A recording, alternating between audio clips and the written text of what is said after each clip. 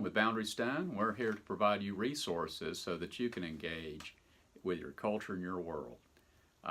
Today I'd like to talk to you a little bit about private property. You know, there are people out there today who tell us, oh, we can dispense with that. During the Occupy Wall Street days, there was a reporter who went down to that park and was interviewing a young man. He was standing there with his MacBook, and he was telling the reporter that they were there because they wanted to abolish private property.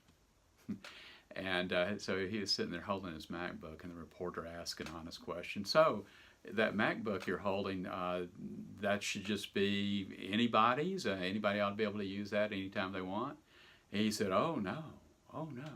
This is not private property. This is personal property. Well, there's a difference without a distinction. I mean, a distinction without a difference involved in that one. That's just so silly and nonsensical.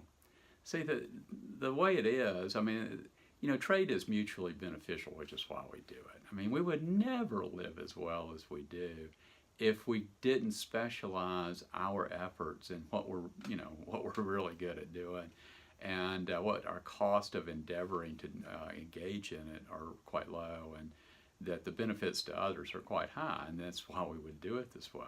And hence, trade then becomes mutually beneficial for the parties involved. And so, which is why we do it.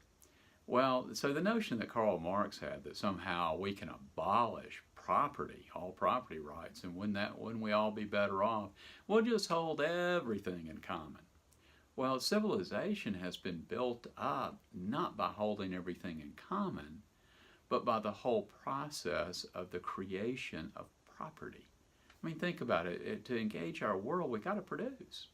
Things must be produced if we're going to be able to consume them and use those things to meet our daily needs and wants. And so things must be produced, and in the process of production, we create property. I mean, the first property that any person possesses is him or herself, and hence the labor that you have that you can apply to doing various sorts of things, of tasks, of production. So that, you know, that's private property.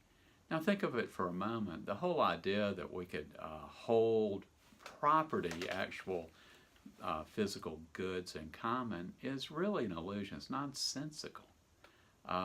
Certainly property cannot be used in common. For example, you know, we have various euphemisms like that the Capitol building in Washington, D.C. is the People's House, or the White House is the People's House. Nonsense. You can't go in there. There are going to be people who decide how that's going to be used and who can go in and who cannot. So it certainly is not the case that it could be that way. Now, in my college, we had an occasion where someone thought it would be a good idea to have communal bicycles. And so a local bank donated all sorts of bikes. It was about 120 bicycles. And I remember driving on campus the day they arrived, and it was a big parade, and you know, students were out hopping on bikes, riding around. And I thought, well, this is not going to last long. Sure enough, one of the problems immediately was that if a student was riding a bike and going to class, the one thing they would do is they'd take the seat off when they went into the building. Why? Because they didn't want anybody to ride it off while they were in class.